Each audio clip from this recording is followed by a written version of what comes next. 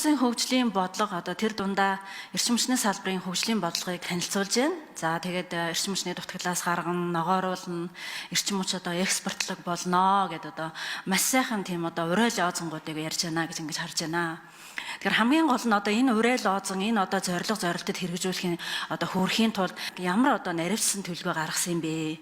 Ямар ажлуудыг хийж энэ хилээд байгаа зорилгуудаа хүрэх гээд байгаа юм бэ? Тэрийг одоо ямар хэмжүүрээр хэмжих гээд байгаа та бүхэн? Ямар хэмжээр одоо хэмжээд тэр зорилгодоо хүрчээ гэж өөрсдийгөө дүгнэх гээд байгаа юм бэ? Хэдэн жил одоо өмнө ингээ хэрэгжүүлж эхлүүлсэн жишээ нь одоо ингээл Эрдэнэ бүрэн за нэг 10 аймгийн дулааны станц гэдэг бүр айл одоо хэдэн жилийн өмнө одоо эхлүүлсэн төслүүдээ ярьчаал эрчим хүчний салбарт ийм юм хийж байгаа гэл ингээ яриад байдаг. Тэгэхээр эн чинь яг нөө та бүхний тэр зорилго чинь хүрэх юм уу? Эрчим хүчтэй холбоотой нэг юм тодорхой 3 асуултыг асууя. Тэгээ та бүхэн маш анхааралтай сонсож байгаа тодорхой хариулт өгөөч гэж ингэж хүсье. За нэгдүгээр асуудал нь 2025 оны Монгол Улсын хөгжлийн хөтөлбөрт эрчим хүчний салбарыг хөгжүүлэх нийтдээ 35 төрлийн ажил суусан. За энэ ажлаас ердөө 10 ажил одоо улсын төсөвт суусан. За ингээд нийлээд бусад одоо гадны төлөв тусламжаар гэдэг нэг 17 ажил нь буюу 49% ажил нь одоо хөрөнгө оруулалтын тодорхой байгаа. Гэтэл 18 ажил нь хөрөнгө оруулалтын тодорхойгүй. Хизээ яаж хэрэгжүүлэх гэдэг 25 онд. Тэгээ 25 оныхоо хөгжлийн төлөвлөгөөн дээр суулгасан хөтөлбөрүүдийнхаа санхүүжилтийг олоогүй, наривсан төлөвлөгөө байхгүй байж яаж одоо энэ бүх ажлуудыг бид нар хийнэ, хэрэгжүүлнэ, итгээрээ гэд ингэж хэлээд байгааг би ойлгохгүй байна л да. Жишээ нь дулааны цахилгаан станц дөрвийг 500 тонн цагаар өргөтгөх гэж төсөл байж байгаа. Байдргийн усан цахилгаан станц гэж байж байгаа. Төвийн бүс 100 одоо мегаваттын ус хөрөмтлөөрийн усан цахилгаан станц гэж. За тэгээ маш олон одоо шугамуудыг барина гэсэн юм 25 оны хөгжлийн хөтөлбөрт байгаа. Гэхдээ одоогоор санхүүжилт байхгүй. Тэгэхээр энэ дээр та бүхэн хариу өгөөч нэгдүгээрт. За хоёрдугаарт нь болохоор мөн засгийн газрын 2024-өөс 2028 оны одоо үйл ажиллагааны хөтөлбөр дээр мөн эрчим хүчтэй холбоотой маш олон ажлууд суусан. Тэгэхээр энэ одоо суусан ажлууд дээр та бүхэн ямар одоо санхүүжилтээр хизээ хэрэгжүүлэх гээд байгаа, ямар наривчсан төлөвөө гаргацсан ажиллаж байгаа юм бэ? За тухайлбал одоо 10,000 айлын нарны дээврийн төсөл гээл байж байгаа. За эрчим хүч одоо экспортлноо 3,000 мегаваттын их үүсвэр барина, нар салхины их үүсвэр барина л гэж байгаа. За тэгээд 14 мега төслийн хүрээнд нэг баахан одоо тархмал их үүсвэр сэргээх тэгчим хүчгээ бичсэн байгаа. Тэгвэл яг энэ хүрээнд яг ямар тодорхой ажлуудыг хэрэгжүүлэхээр та бүхэн төлөвлөгөөндөө тусгай яваад байгаа. Мөн одоо энэ аймгийн төвүүдэд дулааны цахилгаан станцуудыг дунд оврын одоо 50-аас 70 мегаваттын дулааны цахилгаан станцуудыг барьж байгуулнаа гэд бас хөтөлбөрт суулгасан. За мөрөн дээр байж 70 заадгал сэлэн сүхбаатар гэд. Тэгэхээр энийг бас та бүхэн яг ямар санхүүжилтээр хизээ хэрэгжүүлэх гэж байгаа юм бэ? Тэр наривсан төлөвлөгөөг чинь сонсомоор байна.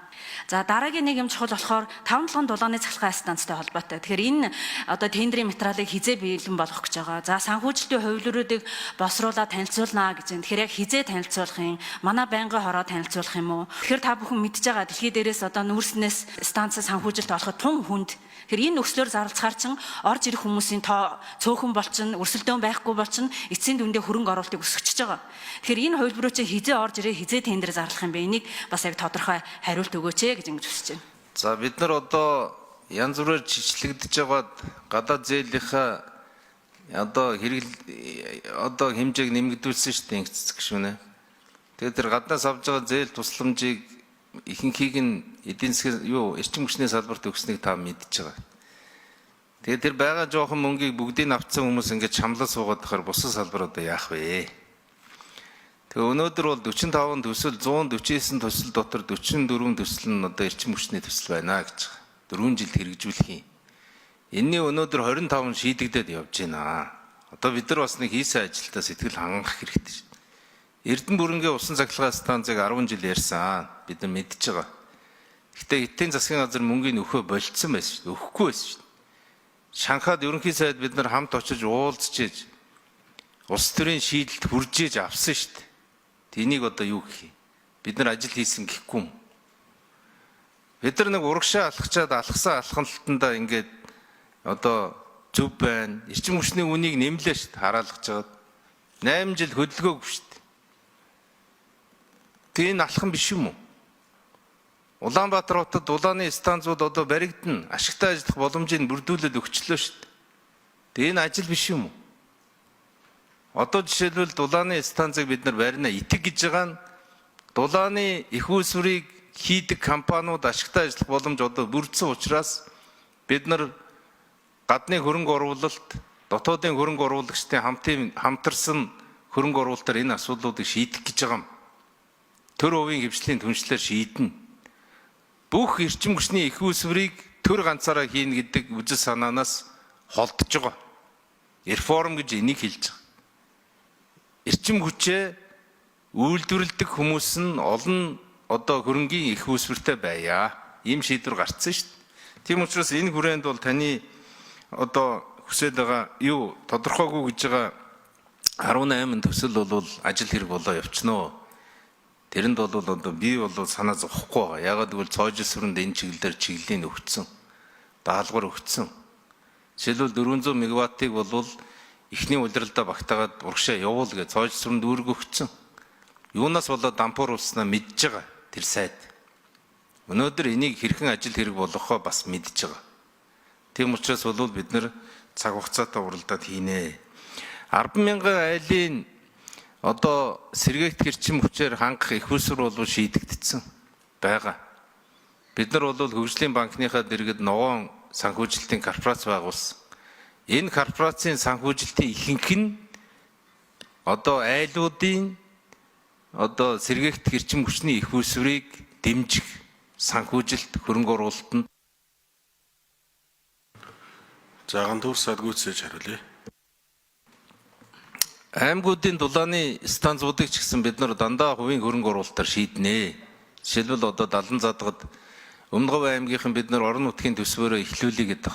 Бидний өгж байгаа зөвлөмж бол та нар төр хувийн хвшлийн түншлэлээр хийчихээ. Ямар ч асуудал гарахгүй болчих юм бэл.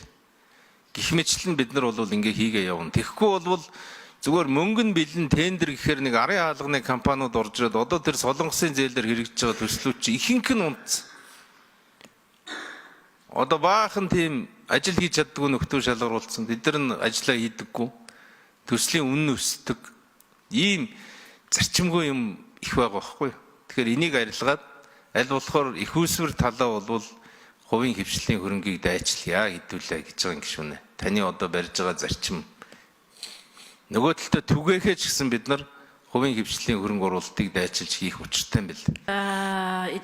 Эдийн засгийн хөгжлийн яам яг ийм байр суурь барьж байгаа нөхцөлд бол эрчим хүчний салбар дутагдлаас гарах, дамжуулах түгээгшүүлжээ хэд хачаалагдсан байдлаас гарах гэдэг ойлголт бол байхгүй байна гэж ингэж харж байна л да. За яагаад тэгэхээр би гол нь л яг тодорхой юм асуусан шүү дээ. Энэ олон төслүүдээс ингээ хөрөнгө оруулалт нь ихэнх нь шийдэгдээгүй байна. Төр хувийн хвшил, гадны зээл тусламж гэдэг тэгэхээр ер нь бүтэх магадлал маш удаан байдгаа. Тэгэхээр ийм удаан байгаа нөхцөлд яаж бид нар шугамаа барьж чадах юм, яаж их үүсвэрүүдээ барьж чадах юм? Тэр 5 толгойн дулааны сахилгаан станцын тендер зарлахтаа бас л яг тэр шүү дээ. Чи зах зээлээс, бэлгийн зах зээлээс хөрөнгө оруулж ирээ хувийн хүмүүсийг тэгж байгаа шүү дээ. Тэгэхээр нөгөө хүмүүс чи олж ирэх хүмүүс цөөхөн учраас хитгэн хүн орж байгаа. Өрсөлдөөн байхгүй болчихж байгаа. Хөрөнгө оруулалт өсчихж байгаа. Тийм учраас эхний ээлжүүдэд боломжоор Монгол улс тэр бондоо гаргана уу, тэр нөгөө баялагын сангаасаа санхүүжүүлнэ үү, тодорхой хэмжээний их усрүүдээ бай. За тэргүүн шидэр сайд 3 номер. Жишээлбэл ингэж байгаа юм. Хот надаа юу танилцуулж байгаа вэ гэхээр 2 дугаар станцын суурин дээр нэг 300 мегаваттын дулааны станц хийж болж байна. За энэ 900 сая доллар болох юм байна. Энийн 80%-ийг санхүүжүүлэх хятадын хөрөнгө оруулагч бэлэн байна.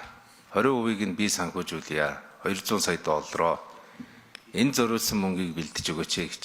Гэх мэтлэн бид нар хувийн хвшилд бол мөнгө дайчилж болж байгаа гэж үнэ. Та төсвөө баталсан. Бид нарыг ингээд төсөв баталчаад тэгээд ажил явахгүй юм байна. Хэдүүлээ. Тэгэхээр бидний баталсан төсвийн хүрээнд л бид нар ажиллаа хийн шүү дээ. Дээр нь хувийн хөрөнгөл дайчлаа шүү дээ. Өөр ямар гарц байх юм? Тийм учраас жишээ нь 5 толгойн цахилгаан станц бол 2 компани өрсөлдсөн. Хоорондоо маргалцаар байгаа л ажил нь явахгүй шүү дээ. Түүнээс нэг хийхгүй хүн олдохгүй дээ биш. Хийх хүн олдсон. 2 болчиход байгаа байхгүй. 2 компани хийгээд байна. Тэгээ хоорондоо шүүхтэй байна гişүнэ. Тэгэхээр 2025 оны хөгжлийн хөтөлбөр, за дээрэс нь хамтарсан засгийн газрын 24-28 оны үйл ажиллагааны хөтөлбөр дээр байгаа ажлууд гэдэг бол яг бодит бид нар ард түмэндээ энэ ажлыг би хийж өгнө гэдээ амлчихсан ажлууд. За тэгэхээр би энэ одоо хоёр хөтөлбөрийг хариуцдаг яамны хувьд би та бүхнээс юу хүсэж байгаа вэ гэхээр бид бүхэн ер нь ард түмэн хүсэж байгаа. Тэгэхээр яг тэр ажлуудыг хэрэгжүүлэхийн тулд та бүхэн ямар наривчилсан төлөвлөгөө за энэ ажлын одоо хийхийн тулд бид нар ийм ажлууд хийжээж энэ ажил одоо ажил хэрэг болгоно гэсэн тийм наривчилсан төлөвлөгөөгөө гаргаж харуулаач гэж хүсэж байгаа. Тэр наривчилсан төлөвлөгөөн дээрээ ямар санхүүжилтээр яг хизээ ямар хугацаанд хэрэгжүүлэх юм. Дээрээс нь яг энэ ажил хэрэгжүүлснээрээ бид нар одоо байгаа үзүүлэлт маань ямар хэмжээгээр өсчих юм. Яагаад гэвэл бид нар ингээд нэг юм урай лоозон яриад байгаа байхгүй юу? Их усүрийн дутагдлаас гарганаа. Одоо ингээд ногоон болгоноо. Эрчим хүч экспортлоно гэд. За тэгвэл одоо эрчим хүч экспортлохын тулд бид нар энэ нэг юм лоозон хилчиж байгаа байхгүй юу? Тэгвэл энэ лоозонгийн хүрээнд бид нар яг ямар ажлуудыг хизээ хийхин гэдэг ийм наривсан төлгөө гаргаж иж өнөөдөр тэр чин ажил хэрэг болдгоо муу л гэж хэлээд байгаа байхгүй юу? Тэгэхээр тийм юм хийгээ тэгээд тэрийгэ танилцуулаа яваач. За одоо энэ дээр ингээд санхүүжилт олцсон эсвэл олоогүй. За энийг олохын тулд бид нар одоо энэ 6 сар гэхэд олох юм байгаа. За 5 толгойн тендер гэдэг чинь юу гэдгийг тэр тендерийн материал шинжилж босруулнаа л гэж байна. Тэгэх юм бол тэрийг бид нар одоо 1 сарын төгсгөл ихэд босруулчнаа.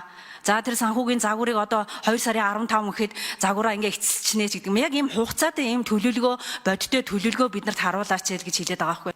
Тэрнээс ч одоо ингээд нэг хідэн баахан лоозон угаасаа хэн ч итгэхийн аргагүй шүү дээ. 38 төслийг 25 оны одоо төлөвлөгөөн дээр хөгжлийн төлөвлөгөөн дээр 38 төслийг эрчим хүчний салбарт хэрэгжүүлнэ. Өнөөдөр чи 25 он чайлалд эхэлсэн шүү дээ.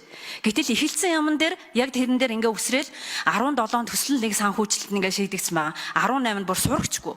Тэгээ тэр 18 дээр л та бүхэн биднэрт ингээ бодит юм хилээчээл гэж байгаа байхгүй юу. За тэгвэл одоо тест зүрийг 500 тонн цагаар өргөтгөх ийм төсөл бол энийг чинь бид нар одоо 26 оны төсвөөр суулгана. Эсвэл энийг чинь бид нар одоо ингээ зээлээр хэрэгжүүлэх гэж байгаа ийм юутай гэдэг. Ингээд тэр болгонд ажил болгон дээр л тэр төлөвлөгөөгөө бид нар танилцуулаач гэж хэлж байгаа.